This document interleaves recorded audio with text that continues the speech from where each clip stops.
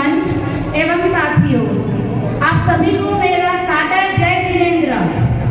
मैं डॉक्टर दीपिका जैन आप सबके सामने मैं अपने विचार कुछ प्रस्तुत करना चाहती हूँ। नारी सशक्तिकरण ये बहुत ही सुंदर विषय है। कभी सोचा है सशक्तिकरण मतलब क्या रहता है, इसकी परिभाषा क्या है, सशक्तिकरण की जरूरत क्यों आ पड़ी? क्योंकि कमजोरी आ गई। मैंने यहाँ पर कमजोरी शब्द क्यों उच्चारण किया? क्योंकि जहाँ जो शक्तिशाली थी, जो शक्तिशाली हमारे में शक्ति थी, कहीं ना कहीं वो कमजोर हो गई और इसीलिए आज हमें सशक्तिकरण की जरूरत पड़ी। सशक्तिकरण विषय पे उनके बारे में हमें सक्षम बनाना, उसी को कहा जाता है नारी सशक्तिकरण। आपको पता है आपके अधिकार क्या क्या है? कोई बता सकता है? समाज में आपके अधिकार क्या क्या है? सिर्फ मतदान देना, वोटिंग करना, यही आपके अधिकार नहीं है। शैक्षणिक दौर में देखे जाओ, आप कोई भी फील्ड में जाओ, हर जगह आपका कोई ना कोई अधिकार है जिससे आपको अवगत होना है। अब हमारे समाज में महिलाएं सबसे मेन स्रोत है इस समाज को बढ़ाने के लिए। अब महिलाएं दो तरह की रहती है, कुछ पिछड़ी सोच वाली और कुछ आगे सोच लेके चलने वाली। ऐसी महिलाएं जो कुछ पूर्व धारणाओं को मानती है कि मुझसे नहीं होगा, ये मेरे बस की बात नहीं है, मैं कमजोर हूँ, मुझे कोई धोखा दे देगा या फिर कोई मेरा प्रयोग कर लेगा। लेकिन सबसे बड़ा रोग कि क्या कहेंगे लोग, यही आपकी मंतव्य में इच्छा रहती है, इसीलिए आप प्रगति नहीं करना चाहती। आप अंदर की इच्छा शक्ति को जानिए कि आप में पुरुष से ज्यादा साहस है, आप में पुरुष से ज्यादा शक्तिशाली है। आप अपनी शक्ति को पहचानिए। अब हमारे सामने कभी कभार बहुत सारी कठिनाइयां आ जाती है, तो वो कठिनाइयां हमें बर्बाद करने नहीं आती, वो कठिनाइयां हमारे अंदर छिपे हुए सामर्थ्य, हमारे अंदर छिपी हुई शक्ति को बाहर निकालने में मदद करती है। तो जब भी आपके सामने कोई कठिनाई आए तो मेरा आपसे निवेदन है, कभी घबराइए मत, उनसे डट कर सामना कीजिए। अब कुछ महिलाएं इस तरीके की रहती है कि जो संघर्ष करती है, लाइफ में कुछ बनना चाहती है और वो दिन भर तड़पड़ रहती है कि मैं आगे कैसे बढ़ूं, लेकिन उनकी मेन लड़ाई होती है उनके परिवार के साथ में, उनका संघर्ष होता है परिवार के साथ में। मैं ऐसा नहीं कहती कि सारे परिवार वाले कोई मदद नहीं करते। हमारे यहाँ इस 21st सेंचुरी में मोस्टली जितने भी परिवार वाले हैं, जितने भी माँ बाप है, सास ससुर है, कोई नहीं चाहता कि हमारे बेटी बहू आगे ना बढ़े।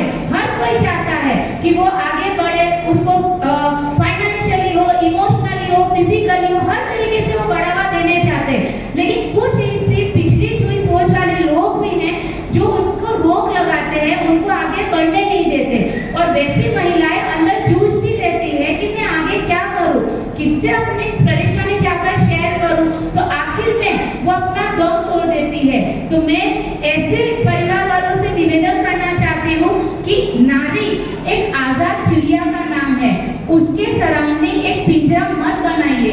अगर पिंजरा बनाया है तो कृपया करके उसके लिए वो द्वार खोल दीजिए। आप सबका यहाँ पर आना ये दर्शाता है कि आप नारी सशक्तिकरण में विश्वास रखती हैं। और सबसे मेन बात, जितनी भी महिलाएं यहाँ पर मौजूद है, मैं मानती हूँ कि वो सब अपने आप को अपग्रेड करना चाहती है कि नहीं? यस और नो? अब उसके लिए आपको आपकी कैपेबिलिटी पता होना चाहिए। आपकी कैपेबिलिटी क्या है? Trust, believe. You have to trust in yourself. You have to believe in yourself. Yes, you can do this. हाँ, मैं कर सकती हूँ। हमेशा एक पॉजिटिविटी के साथ ही आपको आगे बढ़ना है। अब आपकी पॉजिटिविटी, आपकी कैपेबिलिटी क्या है, कुछ पंक्तियों के द्वारा आपके सामने बताना चाहूंगी। औरत मोहताज नहीं किसी गुलाब की, औरत मोहताज नहीं किसी गुलाब की, वो खुद ही बागबान है इस कायनात की, वो खुद ही बागबान है इस कायनात की। अगर ये फीमेल इस पृथ्वी पर नहीं होती तो शायद ये पृथ्वी ही नहीं होती। सही है कि नहीं? ये पृथ्वी का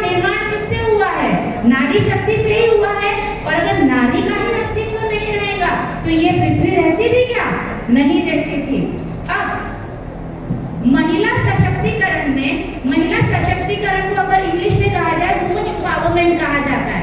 वुमन एम्पावरमेंट में हम लेडीज को एम्पावर करते हैं, लेकिन लेडीज को एम्पावर करने की जरूरत कहाँ पर आती है?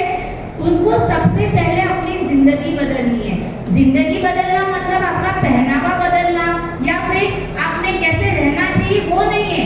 सबसे इम्पोर्टेंट थिंग है आपकी सोच को बदलिए। सबसे इम्पोर्टेंट चीज है आपकी सोच को बदलिए।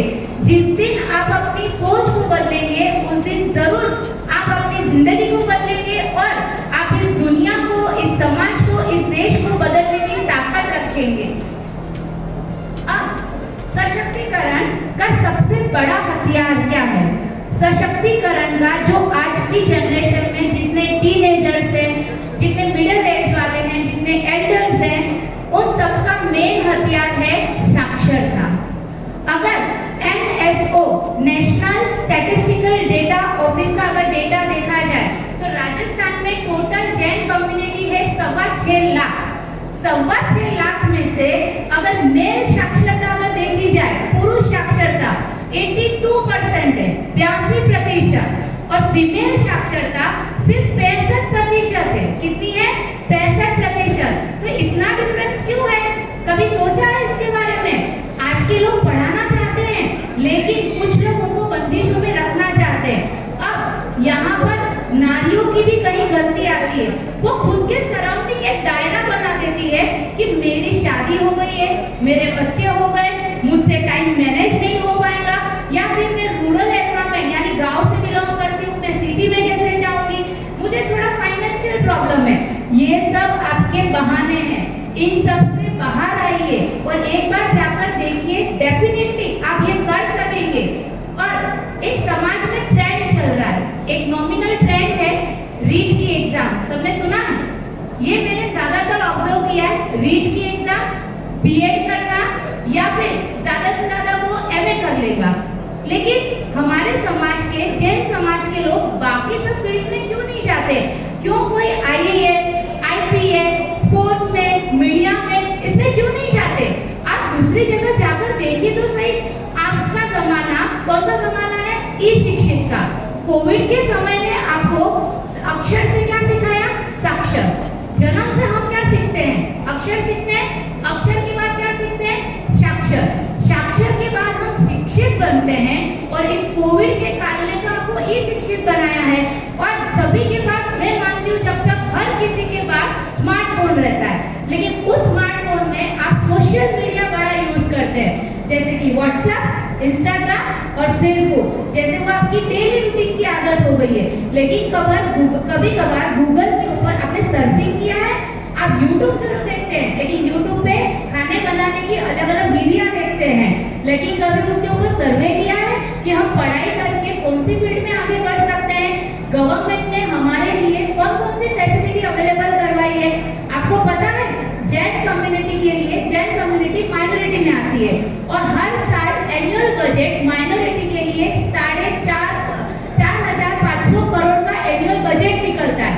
उसमें से मुझे बताइए, आप में से बैठे हुए किसके बेटा बेटी माइनॉरिटी की स्कॉलरशिप्स हो गई या फिर जितने भी स्कॉलरशिप्स रहती है, फंड रहता है, उसका फायदा उठाते हैं? कोई उठाता है?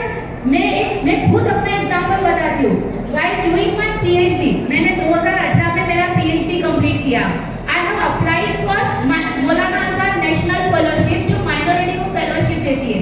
पहली बार एप्लीकेशन रिजेक्ट हो गई, नियर अबाउट 4 से 5 एप्लीकेशन जाती है। लेकिन नेक्स्ट ईयर फिर से मैंने अप्लाई किया और उसमें सिर्फ 350 एप्लीकेशन एक्सेप्ट होती है on the basis of your topic. उसमें मेरा टॉपिक सिलेक्ट हुआ अंडर द UGC दिल्ली, और जब मेरा टॉपिक सिलेक्ट हुआ तो पर मंथ मुझे 35,000 वहां से स्कॉलरशिप आने लगी और पूरे 5 साल मैंने वो स्कॉलरशिप का फायदा उठाया। तो ऐसे ही गवर्नमेंट अलग अलग स्कीम्स आपके लिए अवेलेबल करवाती है, लेकिन आप उसके बारे में जानते ही नहीं है। आप कृपया करके अपने घर पर जाकर अपने बहू बेटी, यहाँ युवा भी मौजूद है, उनको बताइए इसके बारे में कि गवर्नमेंट बहुत सारी फैसिलिटीज आपके लिए अवेलेबल करवाता है। आज की महिलाएं हर क्षेत्र में तरक्की कर रही है, अपने आप को साबित करने की कोशिश कर रही है, लेकिन आज भी पुरुषों से शक्ति में बेटी पैदा होने पर कोख में ही या बाहर उसे मार दिया जाता है। समाज में बराबर का दर्जा नहीं देते, उसके महत्वपूर्ण फैसले उसके पिता, उसके भाई या फिर शादी होने के बाद उसके पति द्वारा लिए जाते हैं। उसकी सुरक्षा, उसकी शिक्षा के ऊपर प्रतिबंध लगाया जाता है।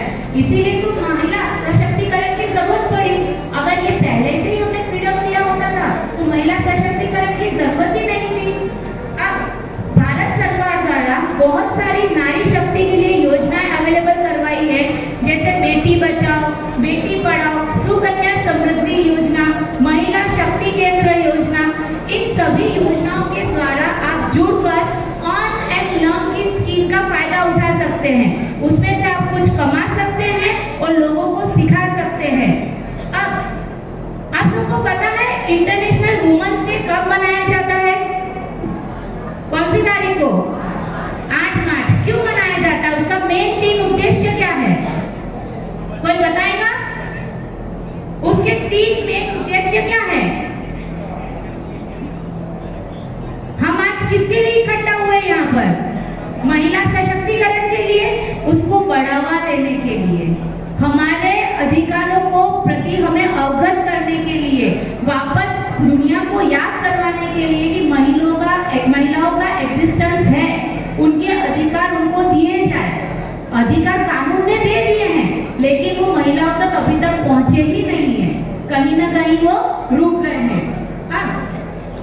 हमारे संविधान में महिलाओं के लिए कितने % आरक्षण है? में भी जितने भी जेंट्स हैं वो जानते होंगे 33%। कितने फील्ड में 33% के लिए पूरी महिलाएं चली गई है? नहीं गई, सिर्फ पॉलिटिक्स में। कहां पर गई? सिर्फ पॉलिटिक्स में। बाकी तो कहीं पर आरक्षण का उसको फायदा मिला ही नहीं। अब यदि सशक्तिकरण होगा तो ये 33% आरक्षण से नहीं होगा, स्वयं महिला से ही होगा। अब मैं आपके सामने एक छोटी सी पंक्ति प्रस्तुत करती हूँ कि सीढ़ियां उन्हें ही मुबारक हो, कि सीढ़ियां उन्हें ही मुबारक हो जिन्हें छत तक जाना है। हमारी मंजिल तो आसमान है और रास्ता खुद बनाना है, रास्ता खुद बनाना है। तो आपको आपका रास्ता खुद बनाना है, आपको डिपेंडेंट नहीं रहना है। अब अगर जेंडर इक्वलिटी की बात करें तो जेंडर इक्वलिटी मतलब ये नहीं कि आपको पुरुषों से आगे बढ़ना है या पुरुषों से बेहतर करके दिखाना है। जनरेशन में क्या हो गया है, हमने पुरुषों के कंपैरिजन में उसके ड्रेस को फॉलो कर लिया। क्या किया? उसके ड्रेस को फॉलो किया, उसकी डिग्री को फॉलो किया, लेकिन हमारी संस्कृति को भूल गए। कभी भी हमारी संस्कृति को साथ में लेके चलना है। अगर हम एजुकेट होते हैं तो एजुकेशन के साथ में आपको संस्कृति को कभी नहीं भूलना है। संस्कृति भूलने पर हमेशा उसके दुष्प्रभाव भी देखने के लिए मिले हैं। अब हमेशा कंपैरिजन करते वक्त आप अपने पुरुष के साथ में कंपैरिजन करते हो, but there should be no comparison, no competition. कभी भी कंपैरिजन मत करिए, कंपटीशन मत करिए। अब ये जो विकास का पहिया है, ये विकास की जो गाड़ी है, ये 2 पहियों से चलती है, एक महिला और एक पुरुष। आपको एक छोटा सा एग्जांपल देती हूँ। हमारे ब्रेन में 2 ब्रेन रहते हैं, एक छोटा दिमाग, एक बड़ा दिमाग, बोलते हैं ना। 2 हेमिस्फीयर रहते हैं, right hemisphere and the left hemisphere.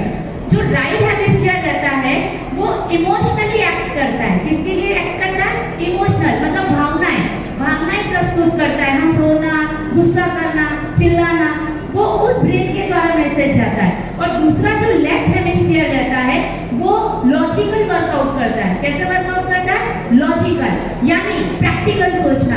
तो जो महिला और पुरुष, ये दोनों जो स्थिति है, तो पुरुष हमेशा प्रैक्टिकल सोचते हैं और महिला हमेशा भावनात्मक रहती है। अगर हमारे दिमाग में हमने एक पार्ट बंद कर दिया तो सिर्फ भावनाओं से हमारा शरीर चलेगा क्या? कभी नहीं चलेगा। और अगर हमने भावनाएं नहीं दिखाई, सिर्फ प्रैक्टिकल लाइफ जी, तो आपका जीवन सक्सेसफुल होगा क्या? नहीं होगा। तो जैसे शरीर चलाने के लिए right hemisphere and the left hemisphere both are compulsory, दोनों दिमाग जरूरी है, वैसे ही जीवन के पहिए की गाड़ी चलाने के लिए, विकास की गाड़ी को आगे बढ़ाने के लिए महिला और पुरुष ये दोनों को साथ हमेशा पुरुष के साथ कंपैरिजन नहीं करना है। नारी शक्ति के द्वारा आपको गलत मैसेज नहीं लेना है कि हमको उनसे आगे जाना है, हमको उनके बराबर चलना है। क्या चलना है? बराबर चलना है। ये मैसेज यहाँ से आपको लेके जाना है। अब ये जो मैसेज आप लेते हैं, एजुकेट होते हैं, तो हमारे समाज में एक कटु सत्य सामने आया है। कुछ लोग उस एजुकेशन को, संस्कृति को भूलकर गलत ट्रैक पे चला जाते हैं और उस कटु सत्य का नाम है तलाक। यस, तलाक शब्द हमारे जैन समाज में कभी सुना है? हमारे जैन समाज में, हिंदू धर्म में इसका प्रावधान ही नहीं है। जैन समाज में क्या, किसी भी समाज, जैन और हिंदू समाज में तलाक शब्द कहीं एग्जिस्ट ही नहीं करता। उसे जीवन से निकाल दीजिए। अब मैं आपके सामने सबसे मेन कारण बताती हूँ कि तलाक क्यों होता है। गौर फरमाइएगा सभी लोग। समय पर विवाह नहीं करना, ये सबसे मेन कारण है जिसकी वजह से तलाक होते हैं। आज की जनरेशन पढ़ना लिखना चाहती है, लेकिन कहीं ना कहीं तलाक के लिए उनके माँ बाप रिस्पॉन्सिबल है। बेटी या बेटा 28-30 साल का हो जाता है, तब तक उसे पढ़ाना है, उसे रोजगार करवाना है। लेकिन हार्मोनल जो हमारी नेचर बॉडी है, उसमें भी हार्मोन एक 18 साल की उम्र में डेवलप हो जाते हैं। इवन भारत सरकार द्वारा भी शादी के लिए एक एज मर्यादा डिसाइड की है, वो है 18 साल और 21 साल। तो हम भारत सरकार से तो आगे बढ़ रहे हैं। इसका मतलब हम हमारे बच्चों को 28 साल का कर रहे, 30 साल का कर रहे, तब तक शादियां नहीं करवा रहे। तो क्या होगा? उनकी भावनाएं उभरेंगी, तो कुछ ना कुछ तो गलत होगा। अगर फिर आप शादी करवाते हो तो दोनों की माइंडसेट मैच नहीं होता, माइंडसेट मैच नहीं होता तो तकरार होता है, और तकरार होता है तो वहां पर तलाक होता है। तो हमेशा अगर आपकी बेटी, बहू या किसी की बेटी या बेटे की शादी बाकी है, या आप अगर प्लानिंग कर रहे हैं, तो थोड़ा सा भविष्य के बारे में सोचिए। हमारे समाज में जो भी पहले की जनरेशन है, जिनकी अभी शादी के 40-40 साल हो गए, हमारे माता पिता हमारा बेस्ट एग्जाम्पल है। कभी पहले तलाक का शब्द सुना था? कभी नहीं सुना था। क्यों? वहां पर शादियां पहले ही करवा दी जाती। मैं ये नहीं कहती कि बाल विवाह सही है, बाल विवाह बिल्कुल गलत है, लेकिन 18 साल में और पुरुष की 21 साल की वय, ये बहुत ही प्रॉपर है शादी करवाने के लिए। और आपको उसी वय में उनको प्रेरित करना है कि आपको जल्द से जल्द शादी करवाई जाएगी। और मैक्सिमम अगर एजुकेशन की डिग्री आपकी मास्टर्स करवानी है, तो 25 तक कुछ भी करके आपको उनकी शादी करवा देनी है। समझ गए? So this is the main reason. एक दूसरा रीजन मैं आपको बताती हूँ, रोजगार करियर को वैवाहिक करियर से ज्यादा प्राथमिकता देना। लड़का और लड़की दोनों कमाते हैं, दोनों को सेम अच्छी जॉब मिलती है, पुणे में, मुंबई में, मेट्रो सिटी में, लेकिन वहां पर टाइम मैनेजमेंट नहीं होता। टाइम मैनेजमेंट नहीं होता तो दोनों में अंडरस्टैंडिंग नहीं रहती। फिर दोनों में बहस होती है कि घर का सारा काम मैं करूं, तुम भी थक के आते हो, तुम तो बैठ जाते हो। और पत्नी बोलती है मैं भी तो तुम्हारे जितना ही कमाती हूँ, फिर भी मैं क्यों खाना बनाऊं, बाहर से मंगवाओ। यही सब सिचुएशन होती है। तो उसमें अंडरस्टैंडिंग की बात है। यहाँ पे बैठे हुए जितने भी माता पिता है, अपने बच्चों को बताएं कि सहनशीलता लाए। जैसे कि कोठारी मैडम ने बताया, सहनशीलता, आप जीते मैं हारी, ये मोटो हमेशा फॉलो करना चाहिए। कभी भी रोजगार को वैवाहिक स्थिति से प्राथमिकता नहीं देनी चाहिए। नौकरी आज है कल नहीं है, लेकिन वैवाहिक जीवन जो है वो 7 जन्मों का रिश्ता रहता है। हमारे समाज में हम जब शादी करते हैं, हम अग्रीमेंट पे करते हैं क्या शादी? हमारे इसमें कोई अग्रीमेंट पे शादी नहीं होती, 7 फेरे लिए जाते हैं। और बाकी समाज में अग्रीमेंट पे शादी होगी, तो 7 फेरे तो 7 जन्मों को निर्धारित करते हैं। तो हम तलाक कैसे ले सकते हैं? तलाक लेना बिल्कुल गलत है, जो जैन समाज में बिल्कुल भी एग्जिस्ट नहीं करता है। अब ये तलाक की बात हो गई। अब थोड़ा सा एजुकेशन के बारे में मैं आपको बताना चाहती हूँ। जैसे कि हमारे देश में बहुत सारी ऐसी विभूतियां आई हैं जिन्होंने इतिहास के पन्नों पर अपनी छाप छोड़ी है। हमारे देश की वित्त मंत्री कौन है? जेंट्स को ऑब्वियस पता होगा, लेडीज को पूछना चाहती हूँ। निर्मला सीतारमण। निर्मला सीतारमण क्या कर रही है? पूरे देश का बजट संभाल रही है। तो आपको आपकी कैपेबिलिटी पता है? आप देश का तो जाने दो, समाज का भी जाने दो, कम से कम अपने घर का तो बजट संभाल लो। इतना तो प्रेरणा ले सकते हो उनसे, यस और नो? दूसरी मैं आपको एग्जांपल देती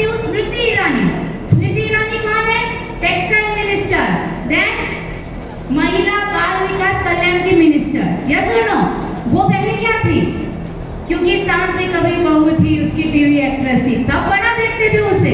लेकिन कभी वो मिनिस्टर बनी उसके बाद उसके भाषण सुने नहीं, वो बहुत इंटरेस्टिंग लगता था। लेकिन वो एक एक्ट्रेस से कब इस फील्ड में आई, क्यों आई, वो भी तो कहीं ना कहीं मोटिवेट हुई होगी। और तीसरा एग्जांपल, जैसे कि हम राजस्थान स्टेट से बिलोंग करते हैं, सब लोग रूमा देवी के बारे में जानते होंगे। रूमा देवी कौन चाहता है, रेज योर हैंड प्लीज। कहां से बिलोंग करती है वो? बाड़मेर से बिलोंग करती है। यहाँ बैठी हुई बहुत सारी महिलाएं हैं जो रूमा देवी के बारे में नहीं जानती। मैं आपको उसकी छोटी सी बायोग्राफी बतानी चाहती हूँ। रूमा देवी जब 5 साल की थी, उनकी माता गुजर गई। उनकी माता गुजरने के बाद उनके पिता ने दूसरी शादी कर ली और उनको उसके छोटे भाई यानी चाचा के घर पे छोड़ दिया। चाचा ने काम के प्रेशर में 7वीं क्लास में उसकी पढ़ाई छुड़वा दी। अब पढ़ाई छूट गई, 17 साल में उसकी शादी कर दी। 17 साल में शादी करने के बाद पढ़ाई तो हुई नहीं। अब एक हादसा ऐसा आया कि उसको बेटा हुआ। बेटा 1.5 साल का हुआ, लेकिन आर्थिक परिस्थिति कमजोर होने की वजह से उसका बेटा एक बीमारी से जुझ रहा था और आर्थिक परिस्थिति नहीं थी तो वो इलाज नहीं करवा पाई और इसकी वजह से उसके बेटे का देहांत हो गया। लेकिन वो पूरी तरह टूट चुकी थी, लेकिन उसमें से उसने निराश नहीं हुआ। उसमें से उसने सबक लिया कि मेरी कमजोरी क्या है, आर्थिक परिस्थिति।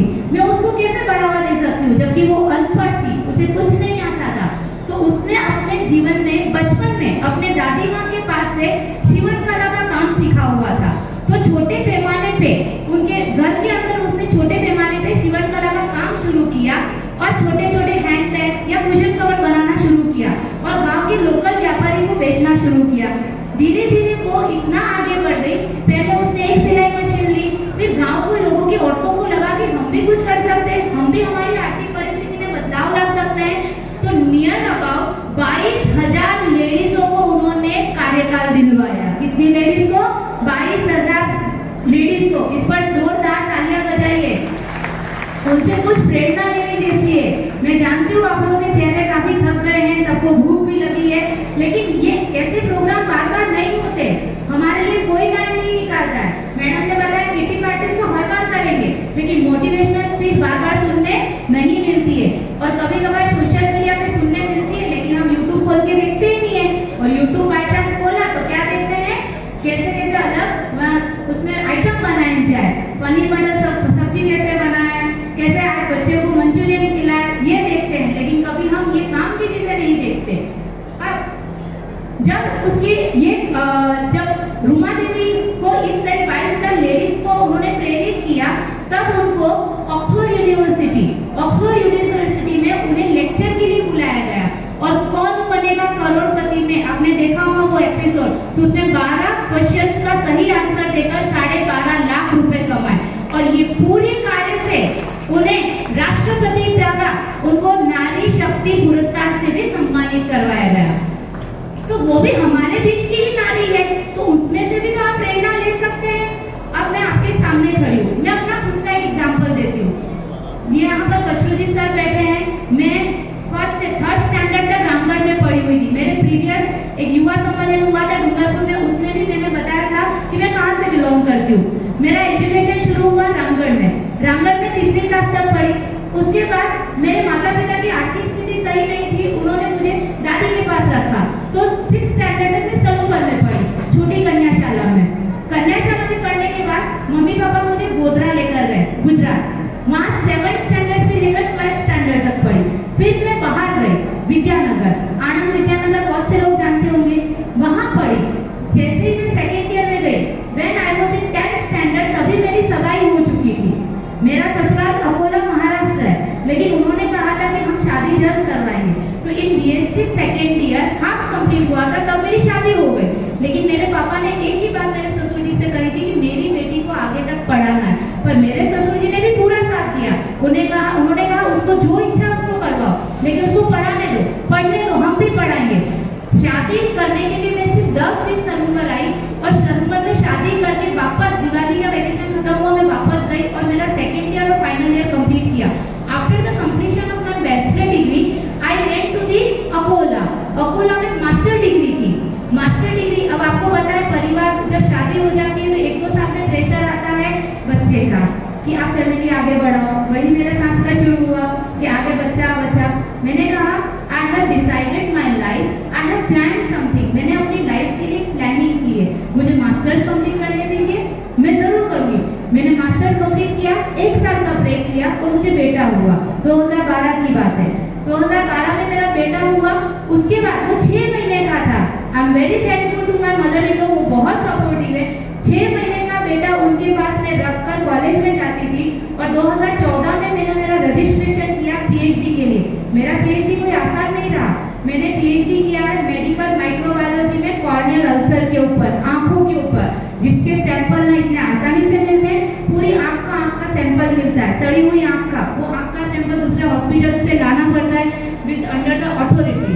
और उसके ऊपर मैंने बैक्टीरियल इन्वेस्टिगेशन किया। अब स्ट्रगल कितनी आई मैं आपको उसमें बताती हूँ।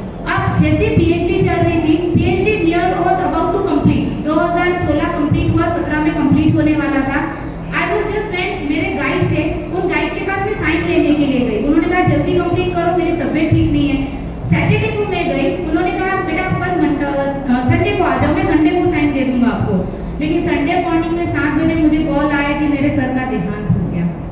अब पीएचडी कौन करवाएगा? मैं तो लावारिस हो गई, क्योंकि जो पीएचडी करता है उसको पता है उसकी स्ट्रगल क्या रहती है। रात को 11-11 बजे तक लैब में मैंने काम किया हुआ है, दिन रात। अब जब मेरी गाइड की डेथ हो गई, तब वहां पर कोई ना कोई वेल विशर मिल भी जाता है। तो हमारे प्रिंसिपल सर ने मुझे दूसरे गाइड अलॉट करवाए, लेकिन वो गाइड की एक कंडीशन थी, तुमने अभी जब जो काम किया वो मैं कंसीडर करता हूँ, लेकिन तुम्हारी पीएचडी में कंप्लीट नहीं करूंगा जब तक 1 और साल तुम मेरे अंदर काम नहीं करते। उन्होंने फिर से मुझे 1 साल और काम करवाया, लेकिन वो कुछ अच्छे के लिए होता है जब होता है। तो तब मैंने बैक्टीरिया के अंदर ऐसे दो नए बैक्टीरिया ढूंढे जो वर्ल्ड में अभी तक किसी ने इंट्रोड्यूस नहीं किए, और उसी के लिए मुझे यंग साइंटिस्ट अवार्ड से नवाजा गया नागपुर में, और उसके लिए पेटेंट रजिस्टर्ड है मेरा गवर्नमेंट ऑफ इंडिया के अंदर। अब वो होने के बाद पीएचडी कंप्लीट हो गई।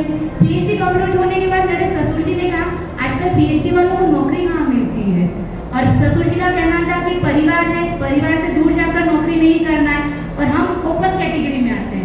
प्रॉब्लम ये हो गई, और मेरी इच्छा थी कि मुझे क्लास 1 ऑफिसर की पोस्ट करना है, असिस्टेंट प्रोफेसर ही बनना है। लक फैक्टर देखिए, यानी मेहनत करते जाओ। वो कहते हैं ना, अगर मेहनत आदत बन जाती है तो कामयाबी मुकद्दर बन जाती है। वैसे ही मेरे साथ कुछ हुआ। मैंने कंटिन्यूअसली मेहनत की, और सडनली 7 साल से इस महाराष्ट्र गवर्नमेंट के अंदर जॉब निकालने पर स्टे था। और जैसा मेरा पीएचडी कंप्लीट हुआ, 6 महीने पास हुआ, वो स्टे हट गया।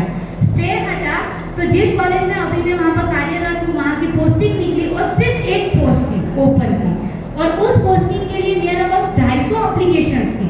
लेकिन उसमें 3 पड़ाव रहते हैं। इंटरव्यू होता है, लेखित इंटरव्यू होता है, देन डेमोग्राफी होती है। इन तीनों इंटरव्यू में मैं क्रॉस करके सबसे ज्यादा नंबर लाई, और आज असिस्टेंट प्रोफेसर की पोस्ट पर, क्लास 1 ऑफिसर की पोस्ट में कार्यरत हूँ। तो इसी तरीके से बहुत सारी मुश्किलें आती है। यहाँ आने से पहले भी, परसों तक की बात है, मेरा आना बिल्कुल ना था। मैंने सर को मना बोल दिया था। मेरी 2 साल की बेटी है, अभी 13 जुलाई को 2 साल की होंगी, लेकिन उसको एडमिट किया है। इसको ब्लड इन्फेक्शन हो गया, उसका सीआरपी बढ़ गया 98, और उसको 29 तारीख को मैंने एडमिट किया, रात को 9:30 बजे। एडमिट करने के बाद मैंने सर को 30 को फोन किया, सर को फोटो भेजा, सर देखिए मेरी बेटी एडमिट है, I can not come, please allow me, grant my permission. He said Adinath भगवान का नाम लो, ट्राई करो आखिरी तक क्या होता है। I said sir I will try, but definitely मुझे लग रहा है शायद नहीं आना होगा, क्योंकि मेरी बच्ची मेरे बिना नहीं रह सकती। लेकिन गॉड ग्रेस, जो डॉक्टर विजिट के लिए आए, वो डॉक्टर ने बोला कोविड टेस्ट करवाओ, इसका बुखार नहीं उतर रहा है। वो सुबह 9 बजे चेक करके गए। अब कोविड टेस्ट के लिए सैंपल दिया, सैंपल की रिपोर्ट आने वाली थी 1 तारीख को, और 1 तारीख की शाम को मेरी ट्रेन थी। लेकिन खुदा ना खास्ता उसी दिन रात को 12 बजे रिपोर्ट आ गई, और रिपोर्ट आई नेगेटिव। और जैसे नेगेटिव रिपोर्ट आई, सर ने कहा कि इसको एंटीबायोटिक के बेस पर आपका इतना इंपॉर्टेंट काम है, आपको मैं 1 तारीख को सुबह 11 बजे उन्होंने मुझे डिस्चार्ज दिया। 1 तारीख को 11 बजे डिस्चार्ज देने के बाद नया सेशन शुरू होता है। जो भी एकेडमिक फील्ड में होगा पता होगा, 1 जुलाई से लेकर 30 अप्रैल तक। तो मेरी कॉलेज का पहला दिन, मुझे कॉलेज में साइन करने जाना था। घर पे बच्ची को मदर इन लॉ के पास रखा, क्योंकि मेरी मदर इन लॉ बहुत और कॉलेज गई। कॉलेज में मीटिंग हुई, मैं साथ में आपको बता रही हूँ मैं लॉ भी कर रही हूँ, लास्ट सेमेस्टर था मेरा। वो लॉ का मेरा लास्ट पेपर था, 1 तारीख को 2 से लेकर 6 तक। डायरेक्टली वहाँ से ना मेरे पास पानी की बोतल थी, ना मैंने सुबह से कुछ खाया था। वहाँ से मैं लॉ का पेपर देने गई, 6:30 बजे घर पे आई और 6:45 की मेरी ट्रेन की, पूरी एक्सप्रेस में बैठ के मैं यहाँ पर है। तो मेरा आपसे सिर्फ इतना ही कहना है कि अगर आप कुछ ठान लेते हो तो आप अवश्य कर सकते हो। हमेशा कीप फेथ इन योरसेल्फ, अपने आप को हमेशा 100% दो, नामुमकिन मत करो। कोई भी काम करने की इच्छा अंदर से जागरूक करो कि नहीं मैं 100% ये कर ही पाऊंगी। हमारी कमजोरी क्या है, पहले ही नेगेटिव सोच लेते हैं या हमारा सराउंडिंग एनवायरनमेंट हमें नेगेटिव सोचवाता है, नहीं होगा तुझसे, तेरे बस की बात नहीं है। नहीं, हमको हमेशा हमारे पास सुबह उठ के एक ही बात बोलना है, yes I can do, yes मैं कर सकती हूँ, और डेफिनेटली वो काम हर तरीके से होता ही है। सो इसी के साथ मैं आपको आखिरी में एक छोटी सी कविता है, प्लीज सब लोग ध्यान से सुनिएगा, जिंदगी के बारे में कुछ कहना चाहती हूँ।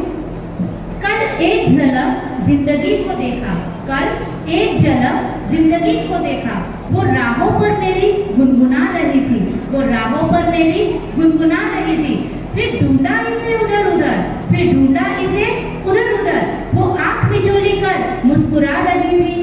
एक अरसे के बाद आया मुझे करार, एक अरसे के बाद आया मुझे करार, वो सहला के मुझे सुला रही थी, वो सहला के मुझे सुला रही थी। हम दोनों क्यों खफा हैं एक दूसरे से, मैं उसे और वो मुझे समझा रही थी। मैंने पूछ लिया क्यों इतना दर्द दिया कमबख्त तूने, मैंने जिंदगी से पूछ लिया क्यों इतना दर्द दिया कमबख्त तूने। वो हंसी और बोली मैं जिंदगी हूँ पगली, तुझे जीना सिखा रही थी, तुझे जीना सिखा रही थी। धन्यवाद दिगंबर जैन दशा नरसिंहपुरा समाज, जिन्होंने मुझे यहाँ आमंत्रित किया, अपने विचार प्रस्तुत करने का मौका दिया।